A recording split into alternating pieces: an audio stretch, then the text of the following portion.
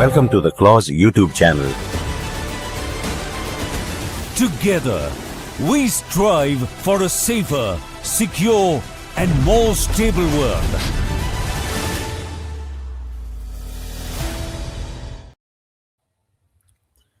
Good evening, viewers. Welcome to Jaipur Military Dialogue under the aegis of clause. And welcome to Brigadier Karan Singh Rathore, our panelist, co-panelist, expert on geopolitical and international affairs. Welcome, sir. And welcome to Maj Gen Sudhakar Jee.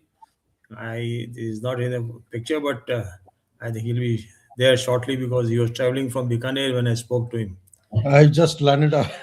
Welcome, sir. I could make it out. Nice of you. You are there. And Good evening, sir. welcome to our weekly podcast. We missed out on the last Saturday due to some commitments, and a lot of water have flown under the bridge in the world scenario. New things are happening. I would say something which is it is going beyond the discussions which are taking place. A little bit backdrop is required, wherein when we had First World War, the world body made League of Nations. The First World War terminated into the League of Nations terminated into Second World War, and after Second World War, United Nations Organization (UNO) was created. And where the things are going over last, the conflicts which are going on in the world, particularly the Ukraine and Russian and other conflicts are there, Gaza, Israel. So these things are something like what happened. The World Wars, both one and two, were beyond a couple of years. They went nearly to 4 years. Tenure was there. 4 years fighting was there with them, with all the countries being embroiled into that physically or with the resources and maybe the support. So one can say similar things were happening on ground. On ground, the fighting was fought by the country themselves. Maybe the arms ammunition was supplied by other nations. Moral support, verbal support, financial support was given.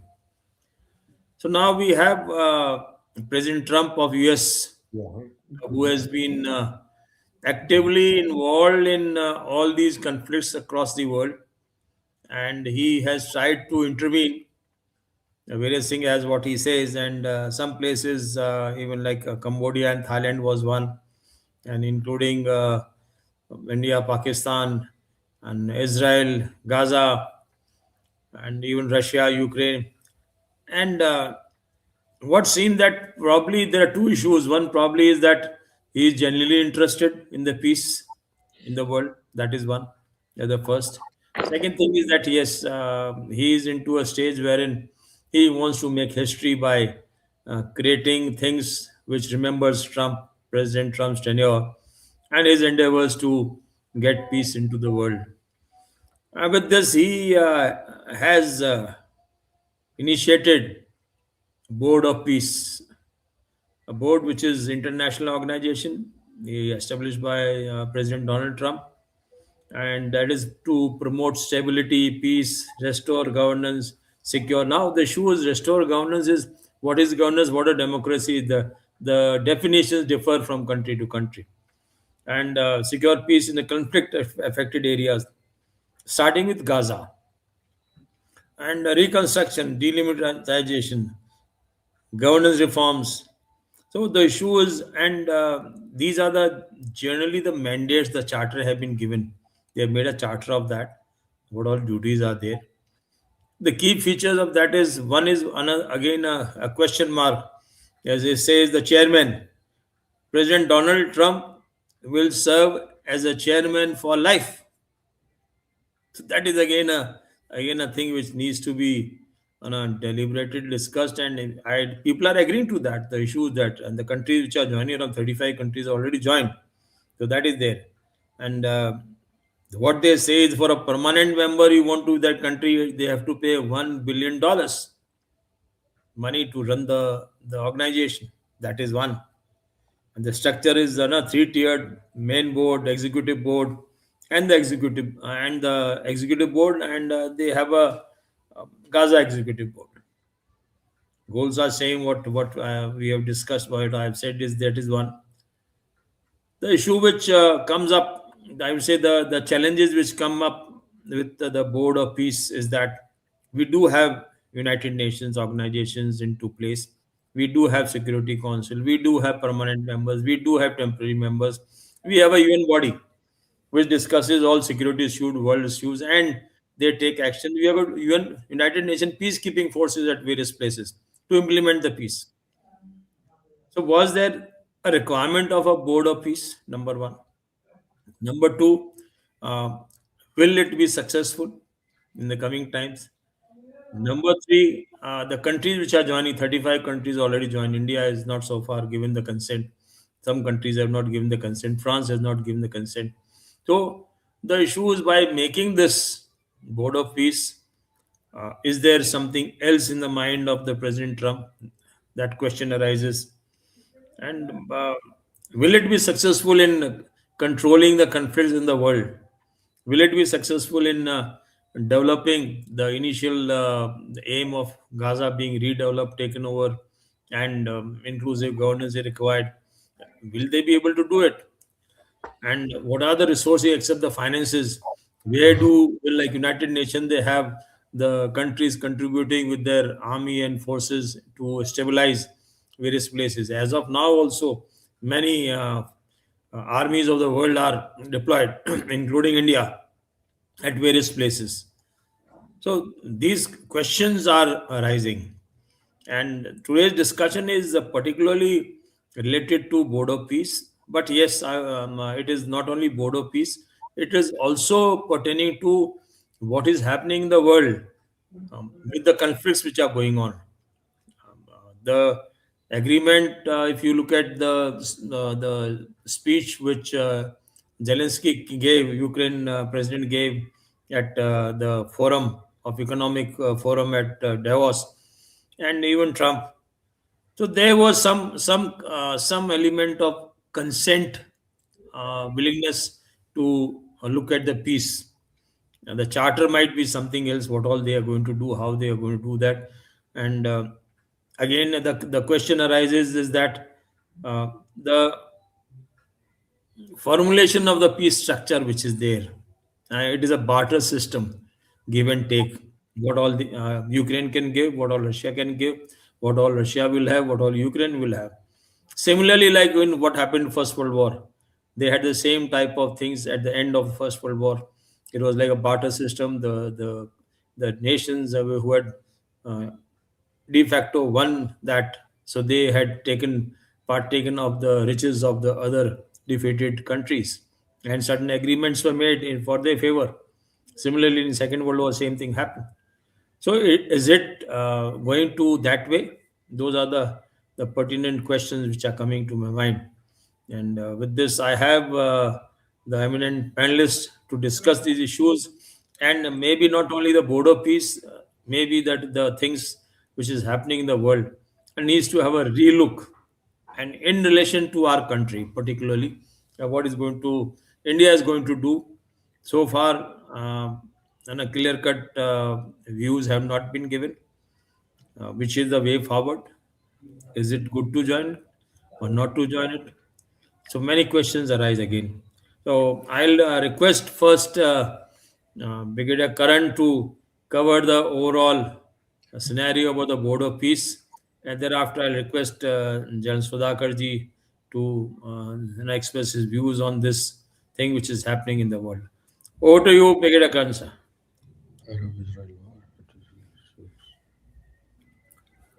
Thank you, Brigadier Birendra. Uh, this Board of Peace is much in the news these days, and we need to take a To larger. unmute your mic. Unmute I your think. mic. I think. Your voice is not Your heard. voice is not heard. Can you hear me? It is unmuted now. Can you hear me? Not heard. Not Not heard. heard. Sir. Not heard.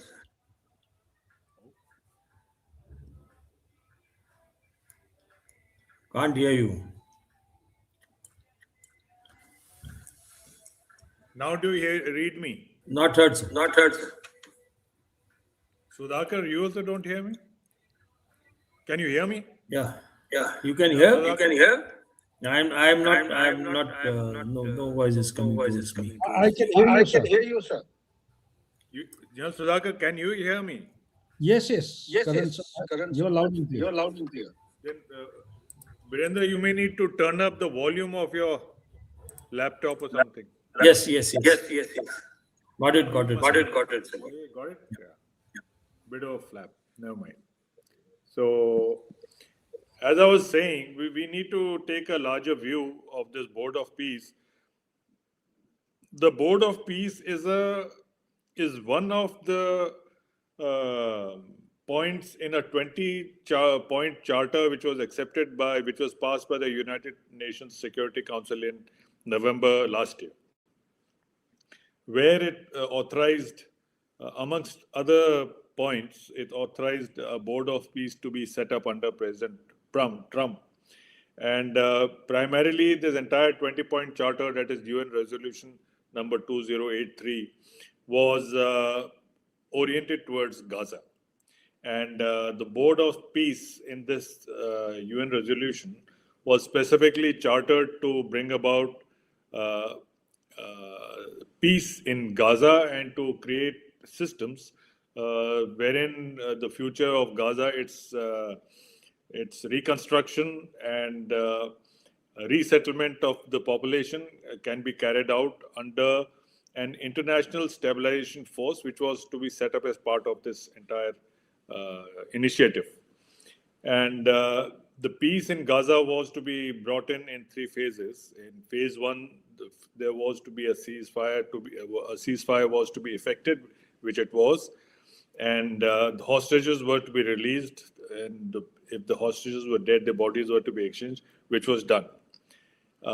Now, the phase 2, the reconstruction and the resettlement of the population, those next 2 stages are supposed to be executed, and a Board of Peace has been set up for that.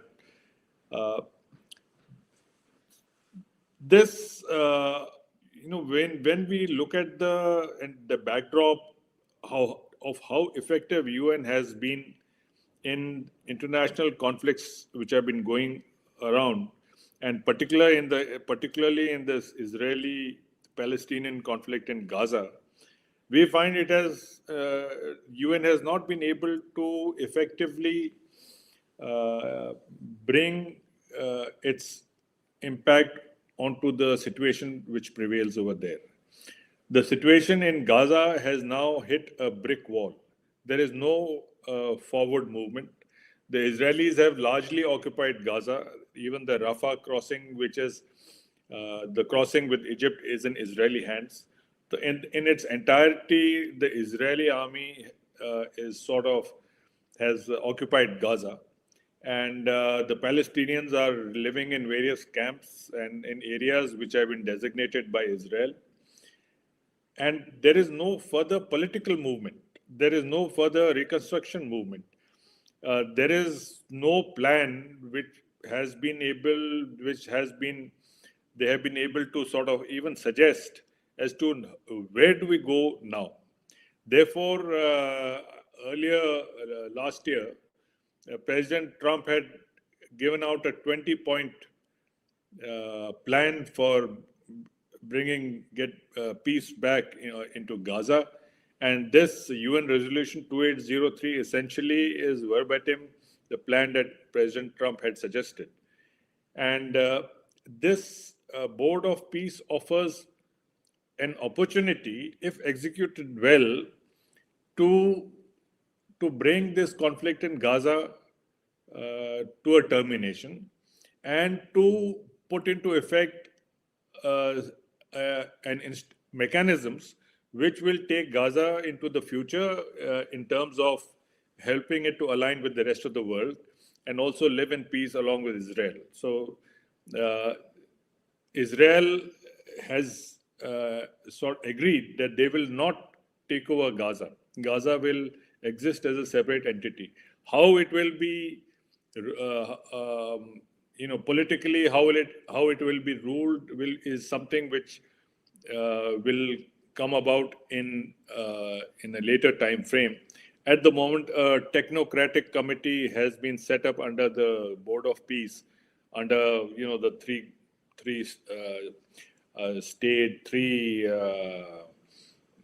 the parts of the Board of Peace that you had just mentioned, Brigadier Birendra. That is the Board of Peace and the Executive Committee, and then there is the Technocratic Committee, which will look after the running of Gaza till such time a political process can be put into place. So, in my view, this initiative has potential for resolving the problem that is existing between Israel and Gaza, and it has been a problem which has been festering for a long time. And we don't have to look at this problem only in isolation. This Palestinian conflict that has been ongoing in Gaza, this has had a very adverse effect on the entire Middle East and even internationally. And it has brought about a great amount of it has given impetus to various other conflicts, and be it the conflict in Yemen or other conflicts, because the problem of Palestinians is always brought forward as one of the major issues which is sort of hounding this region, and this needs to be addressed. Other than this initiative, there is no other positive movement which has been made, or no positive suggestion or executable suggestion which has been put forward by any entity, including the UN or any other country, UN included. And when we look at the situation, when we take a look at the people over there, this initiative also brings in the economic aspects, the reconstruction, and how they look at Gaza in times ahead. By virtue of its location on the Mediterranean coast, Gaza has great potential, whether in terms of industrialization or in terms of service industry or tourism industry. It has great potential, just like what Lebanon has, and which has been really not been exploited, or it has not even reached a fraction of the potential. The Gazans, 85% of them are living on charity from UN. They are receiving some sort of the aid or other, and very few are sort of gainfully employed. Most of the employment, in fact, UN itself is one of the largest employers of people in Gaza. So when we look at it, this Board of Peace offers a resolution in terms of a political initiative. It offers a resolution, a way forward in terms of economic infrastructure reconstruction and economic model. And it also offers which will create conditions for a political settlement for the people to decide as to what sort of political framework they need in which Gaza can be run and Gaza can be governed. So I think it's a good initiative, and if limited to Gaza, I think it is a very good initiative. But when we look at it internationally, then other things come up. I mean, one can say that this similar model, this Board of Peace, can extend itself to the Russian-Ukraine thing. Possible. Because Russia and Ukraine, the main issue has been they've not been able to sit across the table, and there is no organization which has been able to bring both of them onto the table and discuss this and come to some sort of a conclusion where both the parties, interests are met to a degree, and there is some forward movement from both sides, and this conflict is brought to an end, which is something which is very essential because it is adversely affecting the world in numerous ways. We talk of these sanctions and the tariffs, and you talk of destabilization of Europe, and we in all of this in some way or the other points towards this ongoing conflict in Ukraine and Russia. Similarly, in the Middle East, there are a whole lot of these conflicts. This board of peace model can be also extended to them, because now we have this a little bit of a tiff going on between Saudi Arabia and UAE, and this Iranian problem is always there, has been festering for a long time, affecting international peace and prosperity.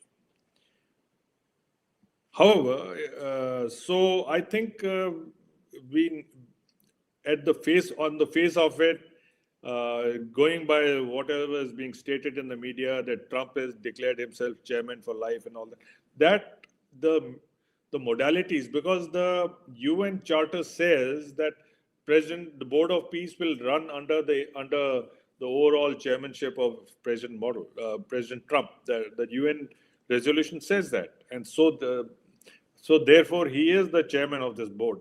Now, these things about chairman for life and all that, those are issues, I think, which will get clarified, whether it is going to be the US president who will be chairman for life, or where is going to be a specific personality, that is Mr. Trump, who's going to be the president for life.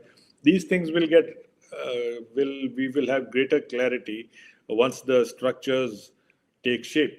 But I think the Board of Peace is in keeping with the UN resolution, and I am of the view that it offers a good platform for resolution of the Gaza conflict and maybe other conflicts also in the world. Over to you, Birendra. Thank you.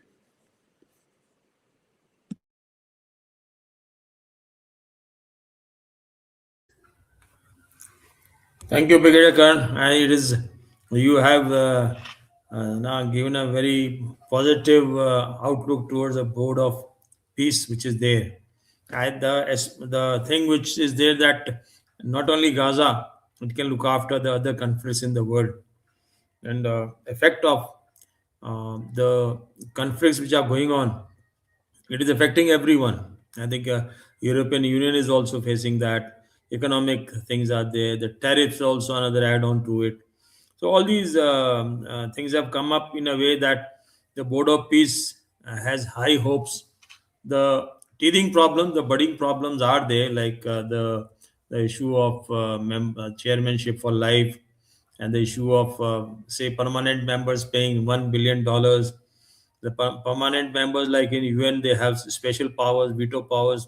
So those the things have to be seen.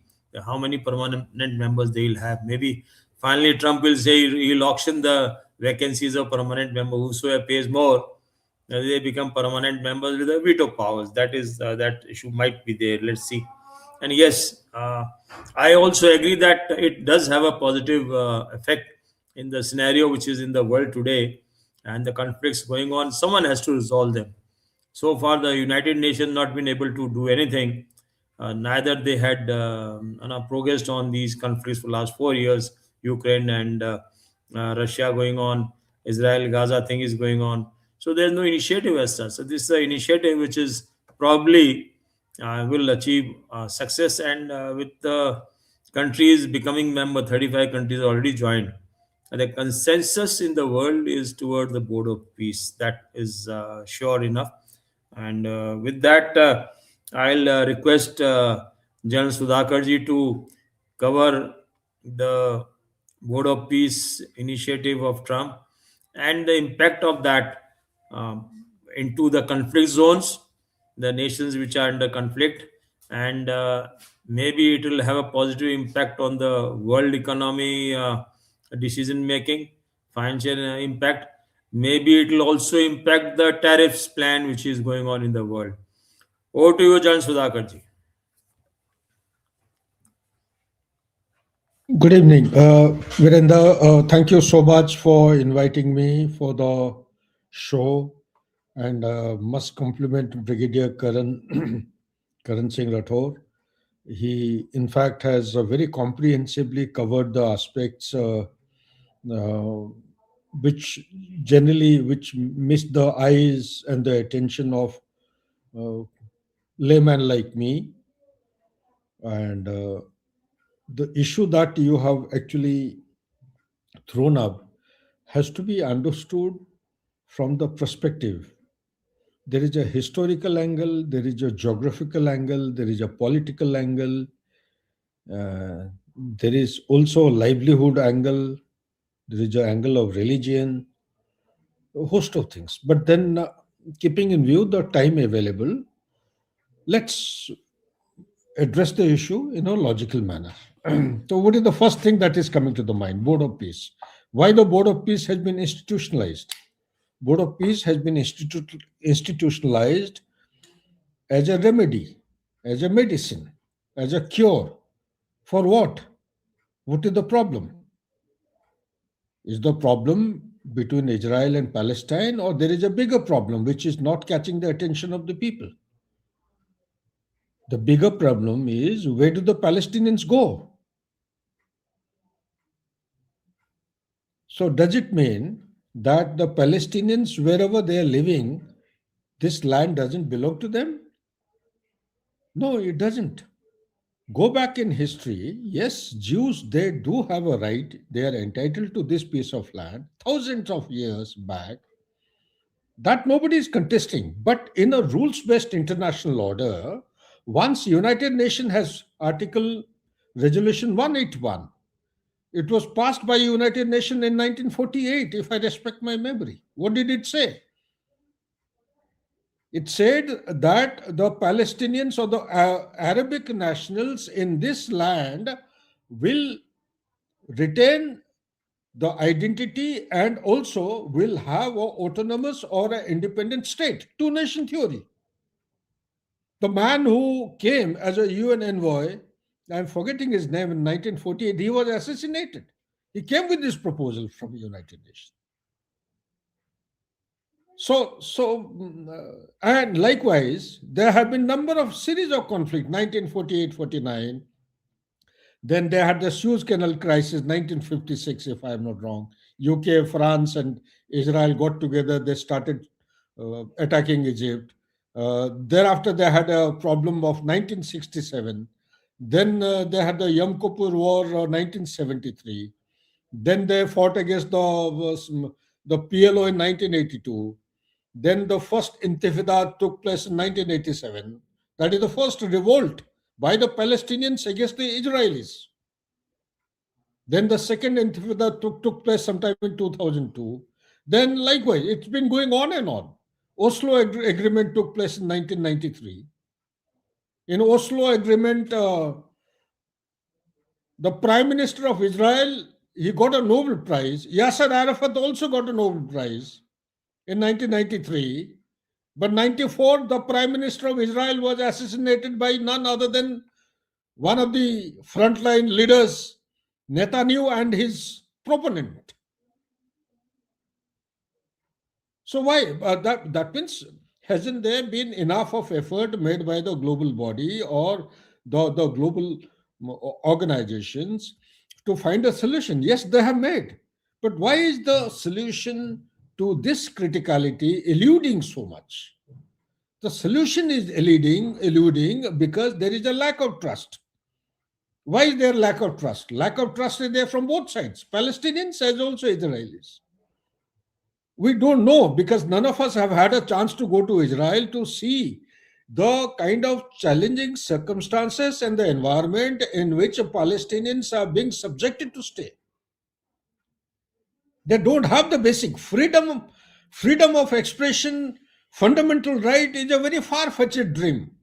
They don't have the basic livelihood requirement.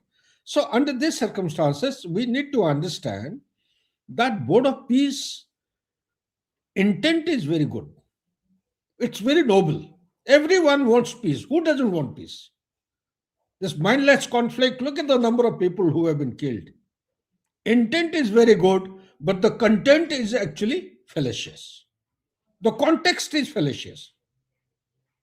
The methodologies are fallacious. The objectives are faulty. When the Board of Peace, before he started this, I'm sorry I didn't have much time to consolidate or collect my thoughts. I'm just speaking off the cuff, whatever is there in my memory. The ceasefire started in the month of September 2025. Both the stakeholders, they accepted. Before that, he had initiated it. After he came to power in January, sometime in February, March, something started. But September was a real effective ceasefire. But ceasefire violation has taken place a number of times. Then came October. It is a work in progress. He himself is not clear. His advisors are not clear. How to go about to achieve this noble objective? Nobody understood. Nobody has understood this. Now let's see. So what did he start with? In the month of November, prior to November, when he was formulating, or his advisors were formulating the idea of Board of Peace, the talk had started. What did the Board of Peace started with? It started with the reconstruction of Gaza. Okay, so you don't, if the end state, like in army, armed forces, we are taught your end state has to be clear, then the means and methods will fall in place. You got to join the dots. Now you tell me, all three of us sitting in the panel, is the end state of Middle East crisis related to reconstruction? No, certainly not. If you don't know your goal, if you're playing football or soccer, you'll be hitting the ball to some other place. It will never go into the goalpost. That's what my point is, that the reconstruction is not the moot issue. And by, as the time passed by, lots of deliberations here and there, the limelight is being stolen by getting people around, making them sit there, trying to project in the world order that 35 countries out of 35, you said, I think 19 have agreed or something, trying to show a kind of, it's becoming a showman kind of, it's too serious, a very complex issue. It cannot be resolved like this. So therefore, our objective has to be very clear. What is the objective? The objective is two-nation theory is the only... Not that I am a proponent of terrorist attack on 7th October 2023. Never. Nobody worth his salt, no soldier from Indian Armed Forces will ever accept this particular attack. But having said that, be that as it may, there are so many attacks have taken place. 9/11 has taken place. Global war against terrorism has taken place for 20 years. So what is it that I'm trying to highlight? I think selection of aim is very important. So he started with the reconstruction of Gaza, call it by any name, Rivera in Middle East or something, very sophisticated name. His son-in-law was to lead that mission and all. And he has an envoy, Witkoff is negotiating with all stakeholders, trying to put things in the right perspective. But the fact of the matter is that is not the aim. Today, while we are discussing, and there are Palestinians, large number of Palestinians who have been clandestinely airlifted and taken to South Africa. Government of South Africa has been registering to it. Many of us may not be knowing about this. Netanyahu is all out to recognize Somaliland as an independent state. Those of us who've been to Somalia or UN mission, they will bear me out. Somalia is claiming that Somaliland is an integral part, but it's a breakaway kind of a country from Somalia. Why is he giving that kind of identity? Why is Netanyahu is the only guy from Middle East who is given a recognition to this country? Because he's looking for a place where the Palestinians can shift. So by and by, what happened was, in the month of November, 17th of November, when the Board of Peace, this proposal was mooted, by then I think reconstruction was laced with words like peace and security. So peace, security, and reconstruction. Again, I would say it is lopsided. The aim is not correct. And when we talk about the resolution 280, there are lots of issues related to global level, lots of issues related to regional, and lots of issues related to the local level. At global level, if a existing structure is ineffective, do you create a parallel or a separate structure? I don't think so. One tries to fix, although in many international channels I have supported the idea. I have given very positive and favorable, at least this man, one man is sticking his neck out for peace, for the sake of peace and harmony and normalcy getting back to this Middle East. Let's support him. And support him provided all the lacunas and the anomalies which are presently being ignored are addressed. So, what are the anomalies? The first and foremost anomaly that is coming to my mind is that his claims that United Nations is not being sidelined. He said United Nations has given him the authorization, and that authorization is for Gaza only. But his advisors and the policy formulators, they have added any conflict taking place anywhere in the world and words to that effect. He has created a miniature kind of a United Nation, thereby undermining the mandate of the United Nations rather than strengthening and making the existing apparatus, which is on a transatlantic relationship that in any case is collapsing. He has gone on to this. My counter argument is how many times the United Nations till date has been successful and effective in preventing a conflict, barring one odd occasion in South and North Korea. I don't think so. Cyprus, again, there is very little. India, Pakistan, very little. Turkey and Greece, I don't think so. United Nations has ever been successful, effective, anything, or USA and Vietnam, or their intervention in the global war on terror, nothing. So the issue I'm highlighting is, at least this time they have taken the authorization. They have the sanctity, not of accountability. The sanctity, they may not have legality. At least they have respected the United Nations. 2803 gives the mandate or authorizes Donald Trump or this Board of Peace to be applied on the ground. How is it to be applied? So people are questioning the legality, technicality, accountability. Well, Donald Trump is nobody. He is not accountable. Today he is there, tomorrow he may not be there. Now, second thing that is coming to my mind is that in the Board of Peace, when you formulate an aim, is there anywhere written about the two-nation theory? No. So what did it constitute? It constituted three important paradigms: peace, security, and reconstruction. As far as the peace is concerned, it's a long-drawn affair. Maybe it is going to be the long-term perspective plan, whether it will get completed or done in 4 years' time, or 40 years, or 400 years. It is anybody's guess. Time will tell us. Security. As far as the security is concerned, well, we compliment him. The exchange of prisoners have taken place. The hostages have been returned. I am given to understand the last hostage was somebody from Thailand. He also has been returned. I need to corroborate and confirm. I believe all the hostages have been returned. That's a very good achievement. The Israelis who are supposed to, in phase 1 or phase 2, they're supposed to fall back towards their side of the yellow line. That also has happened. But again, I'm very skeptical. I do not trust the Israelis. Like Brigadier Karan, he brought out very nice point. Today, almost about 70 to 75% of Gaza are still occupied by Israelis. They have not vacated. So if they have not vacated, because the understanding is that till such time the international stabilization force comes in, Israelis will play the role, they will dominate the area and do all activities to prevent any conflict breaking out or ceasefire violation.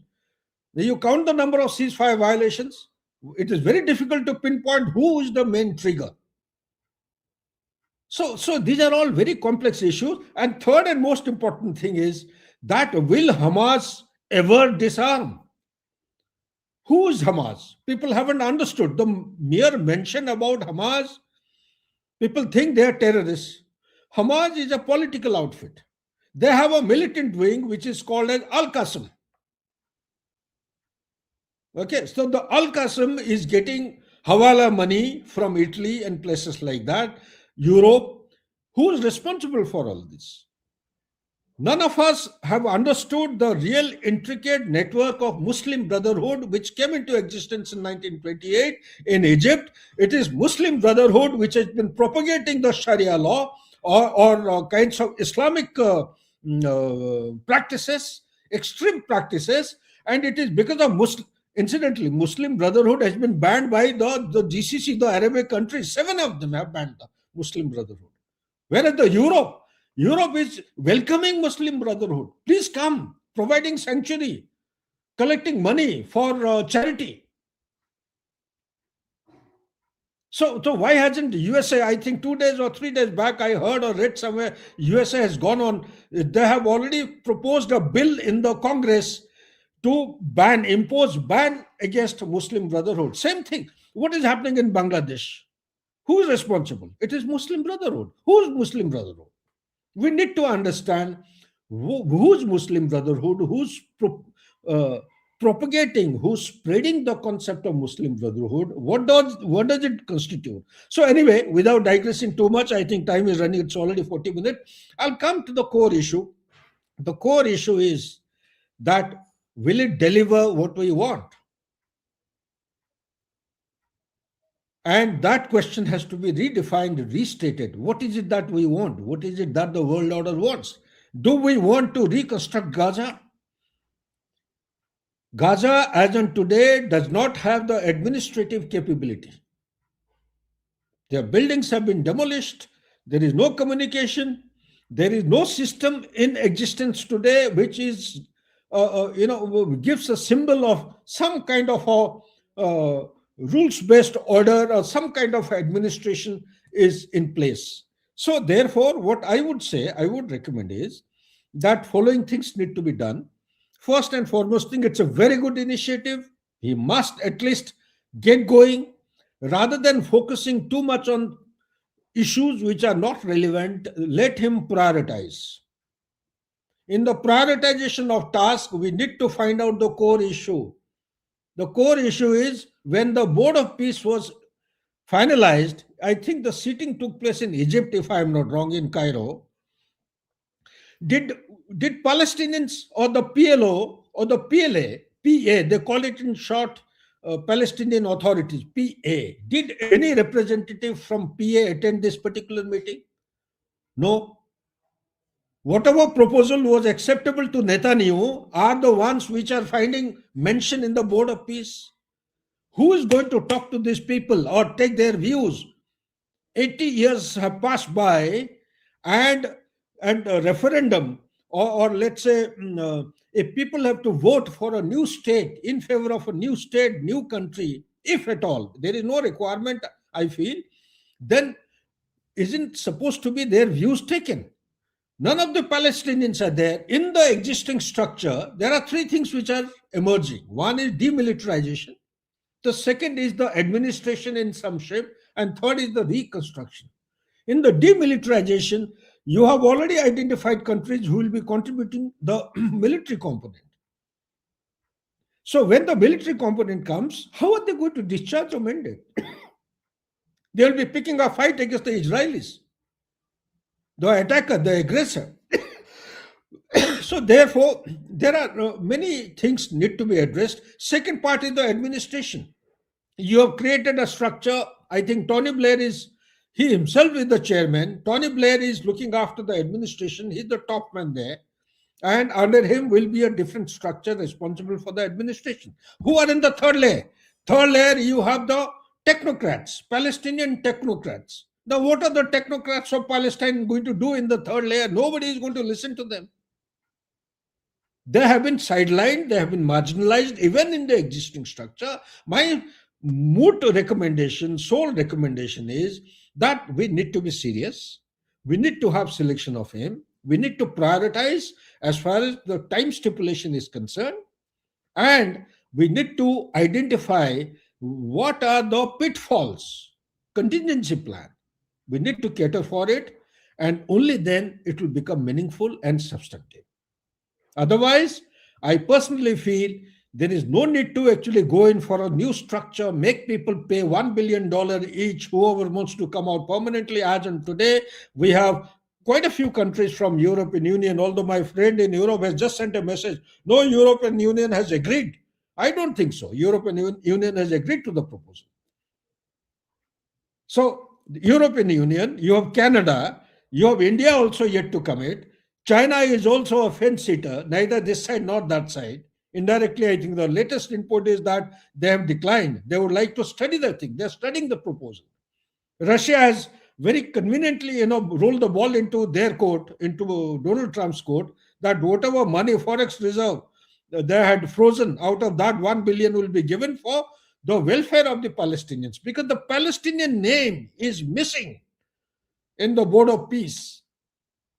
So with that, I would like to conclude that it's not that simple. It's good thing to talk about peace. Getting peace in Middle East is a subject which has been actually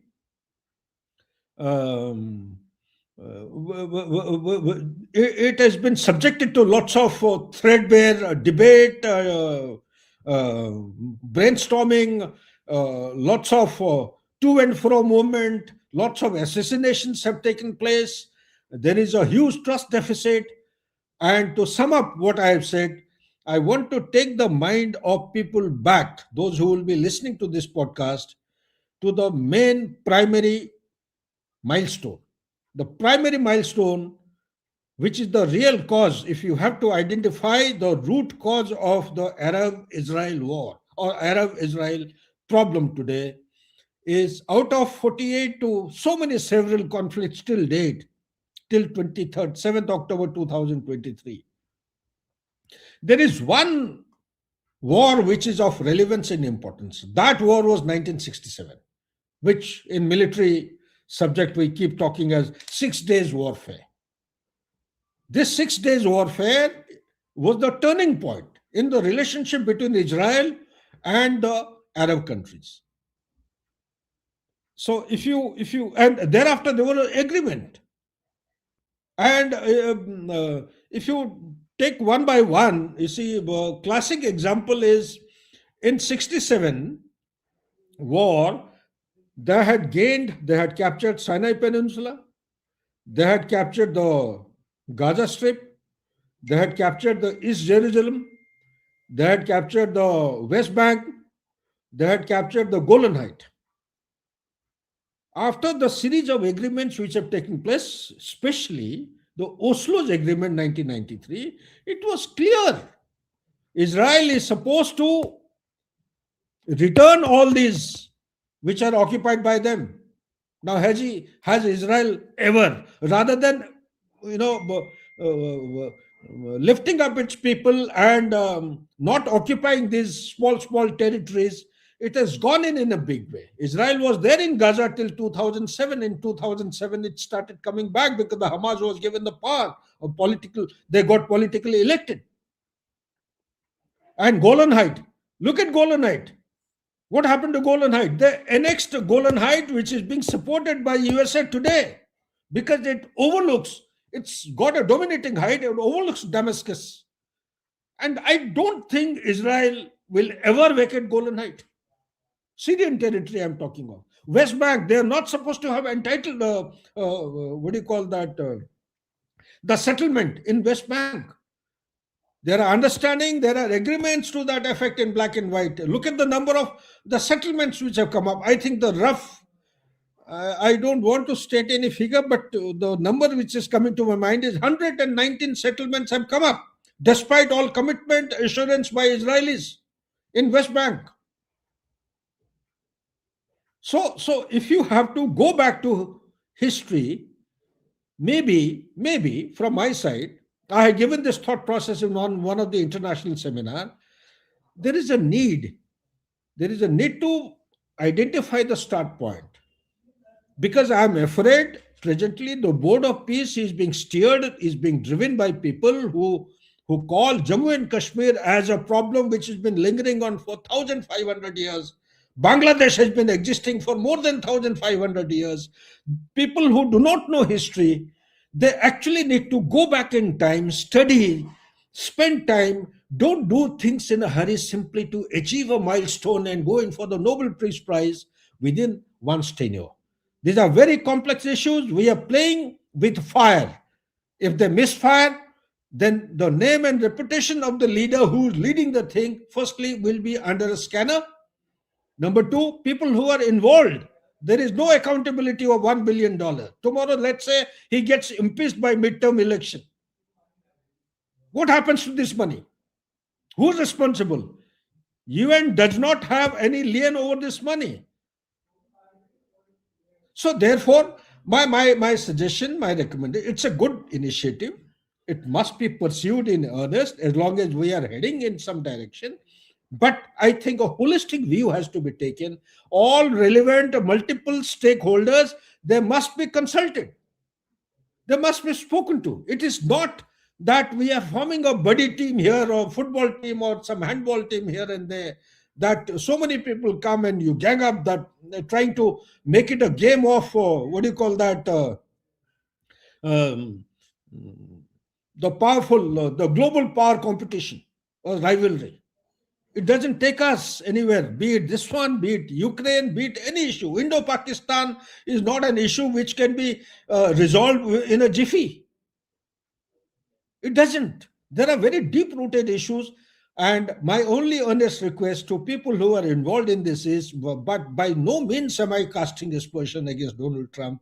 It's a very good initiative. He must be complimented, he must be supported, and we must suggest as to what ways actually it can progress so that we come to the selected aim that we are trying to achieve. That's it. Thank you so much. Back to you, Virendra. Thank you, Jan Sudhakar Jee. Very vastly covered the aspect of the Board of Peace. And yes, the initiative is positive, that is sure.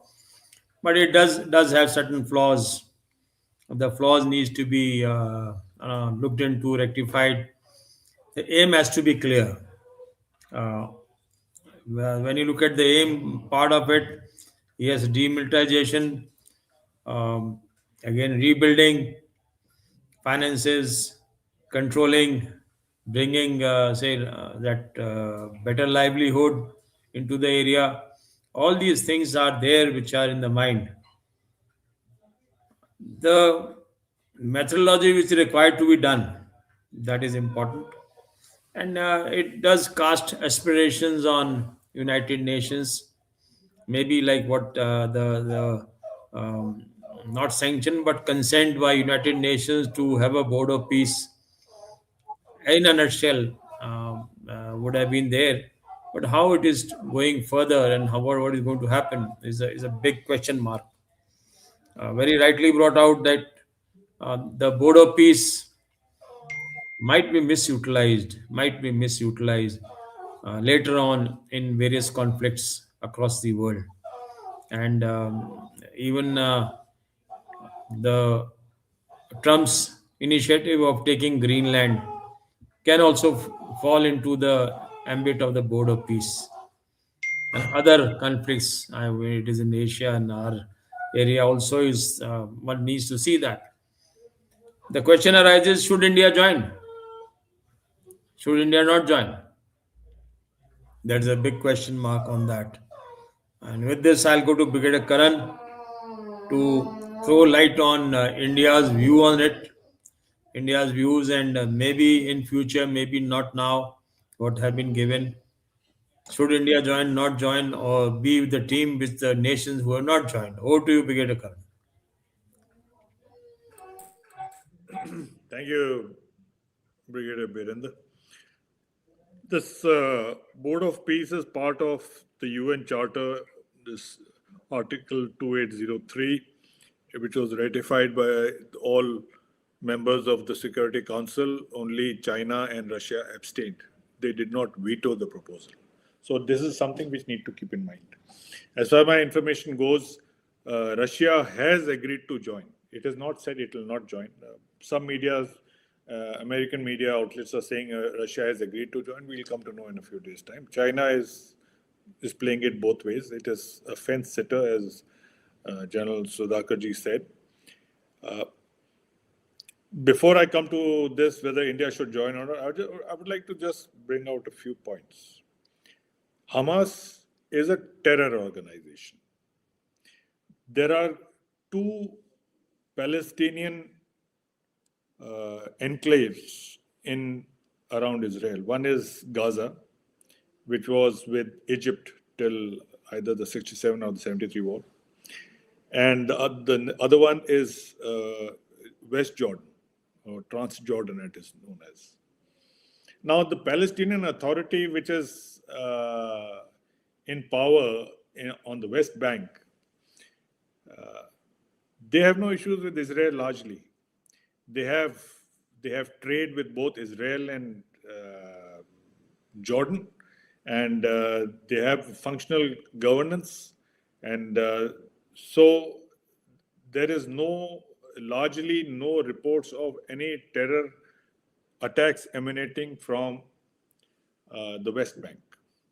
Now, coming to Gaza, this has been sort of been taken over by the Hamas.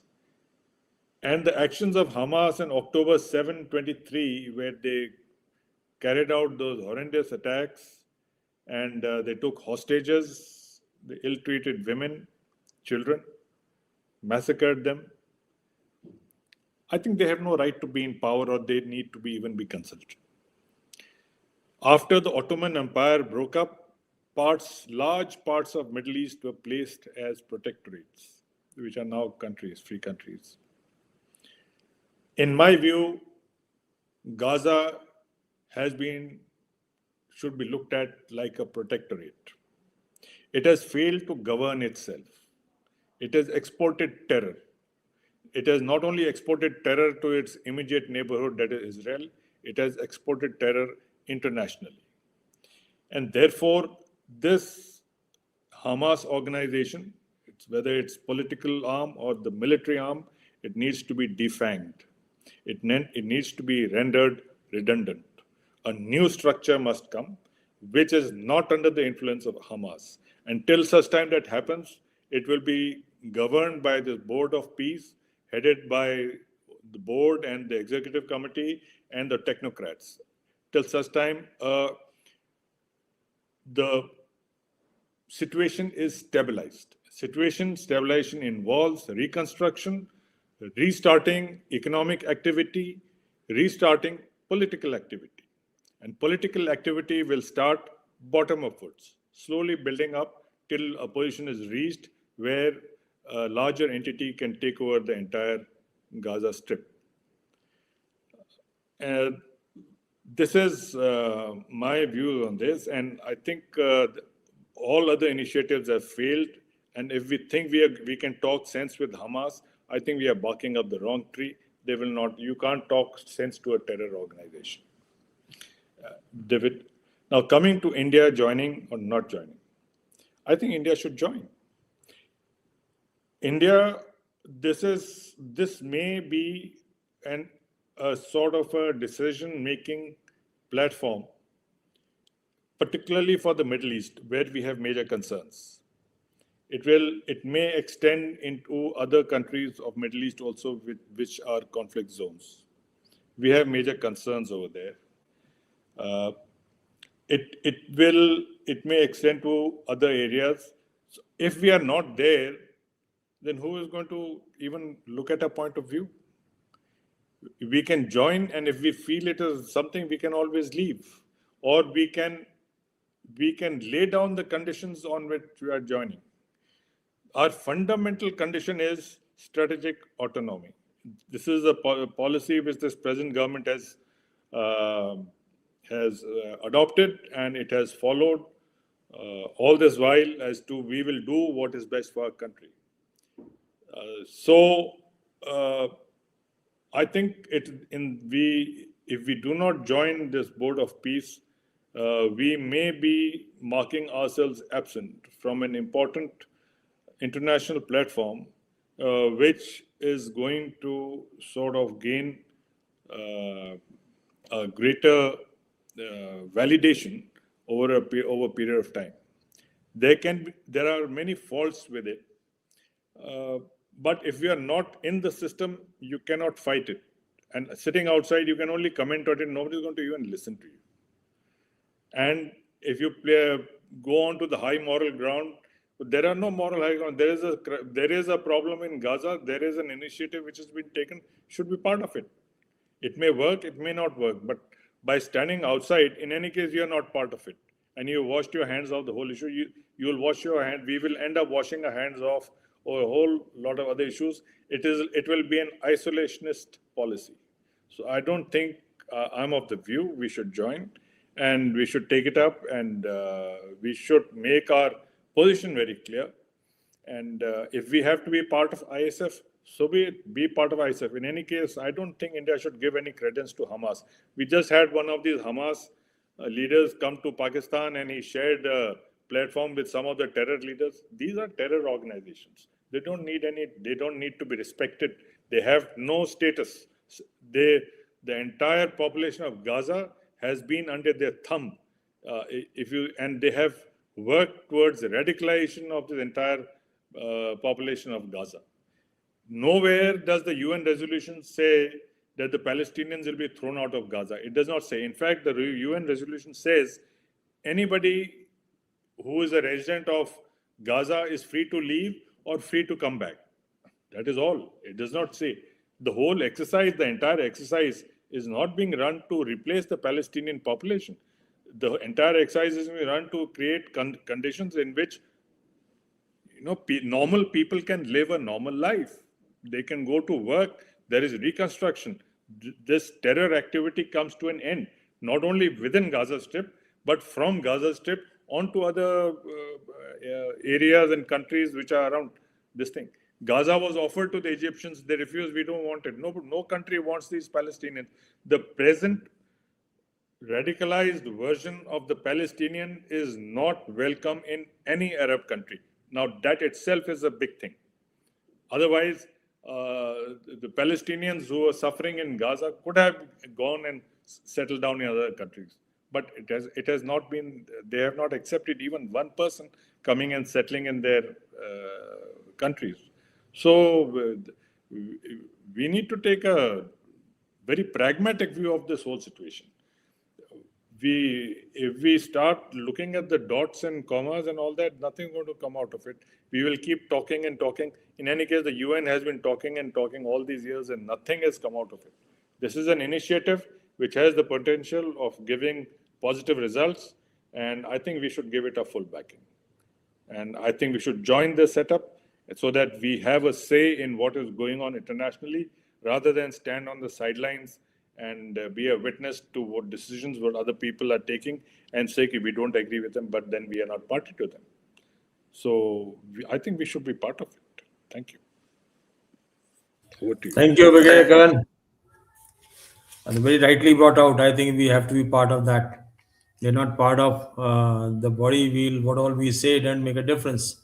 And being part of that particular board of peace, we have a say. We should be able to tie up with the like-minded countries who are members. Maybe ensure that like-minded countries along with us also join, and you have a say. I'll go to an extent further that if required, be a permanent member. How things will happen, let's see what things are going to be there.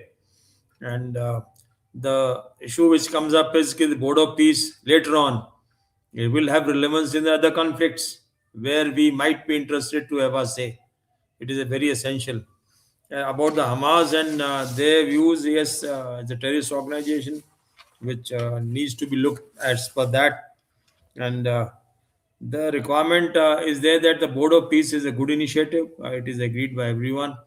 It needs to be implemented. But yes, time frame, they must be having a time frame to implement what they want to do and develop. Success in Gaza will set the ball rolling for the Board of Peace. If they fail, it is a failure. It will not go further. So that they have to ensure that they should be successful in whatever means and ways they conduct it. And for India, earlier the better we join, and we put our stakes in that. We give our opinion. We influence the decision making in Board of Peace. That is also required.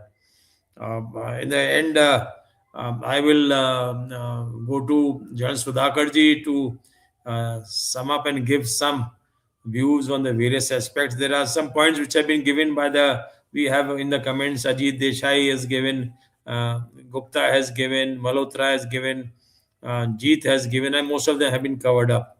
So thanks a lot, all the comment makers, the audience which have been there. Over to Jan Sudhakar Ji, sir. Okay, am I audible? Can you hear me? Yes, I can hear you. Yes. No, without meaning to contradict anybody in the panel, each one of us has got the liberty to express. Let me put things in the perspective. United Nations is yet to recognize Hamas as a terrorist organization. We should be very clear about it. India has got more than 200 million Muslims in our country. By joining the Board of Peace, I'm not saying don't join. I'm saying we should be. We should be member of everything that is happening in the world, but let there be a cost-benefit analysis. When I say cost-benefit analysis, being a student of management, you see, if the benefit is more than the cost, India must join. That is how we must weigh the pros and cons. Will it be, are you going to make a leverage? USA is looking for ways and means to get India onto its camp openly so that it can exploit or capitalize the India having shifted its camp pro-America. Okay, not it is hell-bent upon diluting or compromising or forcing India to create a dent on our strategic autonomy. I'm just giving a flip part because these are the issues we need to think. People, I'm sure they're thinking. India till date has not officially, if it has been done, then I would like to correct myself. We are yet to recognize Hamas as a terrorist organization because Hamas, they went for elections in 2006-7. They got elected. They had majority over the, what is that group in West Bank? Fatah group. So they have participated in the election. Technically and legally speaking, today the Palestine authorities or the Palestinians are being governed by one agency, that is the Hamas, technically and legally speaking. They have carried out, that definitely is a terrorist act. That must be denounced by one and all. It must be condemned. Terrorism is no solution. But the status of Hamas is this because we need to go into the sequence of event and understand as to why. And also let me share, Virendra, I know we have gone beyond the time limit that who created Hamas? Hamas was created by Israel. What for? Same Netanyahu every month sends $30 million in gunny bags coming from Qatar and going across to be paid to the Hamas every month. Hamas was created by none other than Israelis. Why?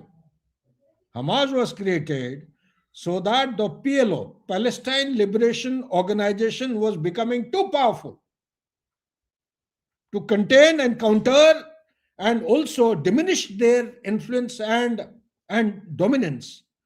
Hamas was created by Israel. It is the same Hamas which is creating problems for Israel.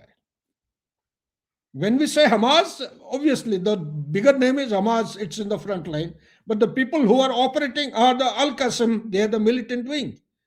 So therefore, there are technical issues. Are we going to, yes, I for one, I totally say there is no space for the terrorists in this world in 21st century, regardless of whichever century. Last point I have is, India must weigh the pros and cons.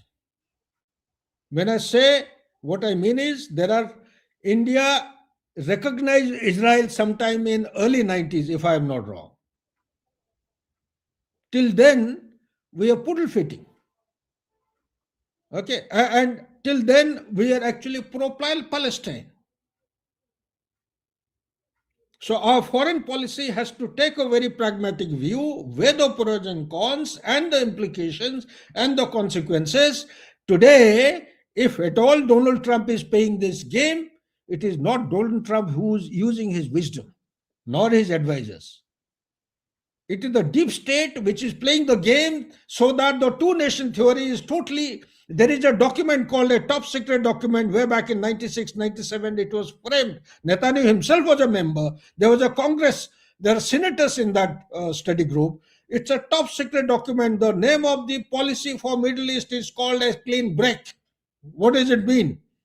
Clean break means that there is no place for Palestinians in Middle East. And that is the objective and the aim with which Donald Trump and Netanyahu are operating and exercising the mandate.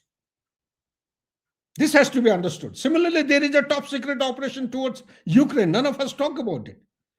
So what is it that I'm trying to highlight? I'm trying to highlight that there is a hidden agenda which is not coming to the front line or limelight, and they're quietly, discreetly, in a clandestine manner doing something and saying something else. This conflict must go on so that the deep state in America continues to benefit. The proxies of Iran must be thriving. They should rejuvenate themselves so that the pressure is on Israel. Israel keeps on buying or produces state-of-the-art equipment with the help of the military industry of the USA, and likewise. And the Arabic countries, they continue to remain dependent on USA for military hardware. Because there is a requirement of steady inflow of wealth into USA to continue to remain as a superpower.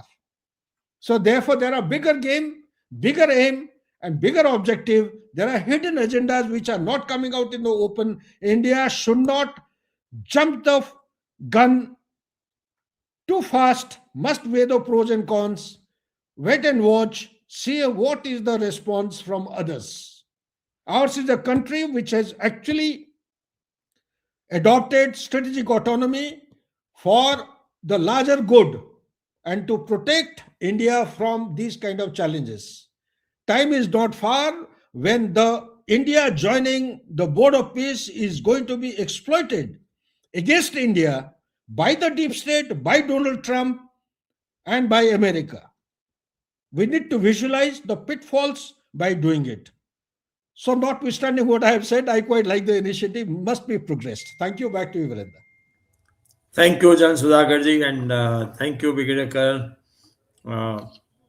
Very vividly brought out, yes, Board of Peace is a good initiative, and we hope that it reaches the correct arena and implement what is required to be done. The issue of India joining, not joining, yes, it has to weigh the pros and cons.